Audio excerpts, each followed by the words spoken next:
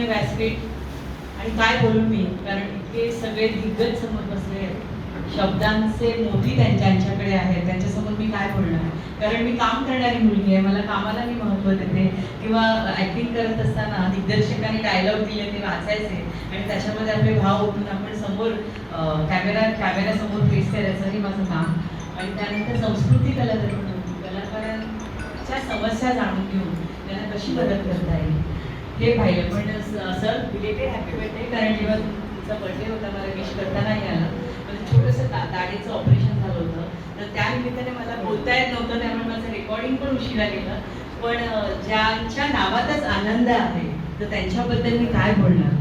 आणि जे काही तुमच्याबद्दल ऐकलं, कारण पहिल्यांदा तुम्ही मला इन्व्हिटेशन दिलं तेव्हा खरंच कल्पना नव्हती की तुमचं काम इतकं मोठं आहे. ज्या प्राध्यापकाने 16,000 विद्यार्थी घडवले आहेत, तर मला वाटतं कृष्णापेक्षा पण तुमचं काम खूप भारीच असेल, कारण की तो जगाचा करताय, तुम्ही विद्यार्थी घडवताय. तर खूप बरं वाटलं. जरी आज इथे कमी संख्येने आपण लोक जरी उपस्थित असले तरी मला वाटतं हे हजारो पटीने यांचे विचार तुमचे महान आहेत. मला इथं तुम्ही बोलवलं आणि जो सन्मान दिला त्याबद्दल खूप खूप धन्यवाद. आणि पुन्हा एकदा हॅपी बर्थडे.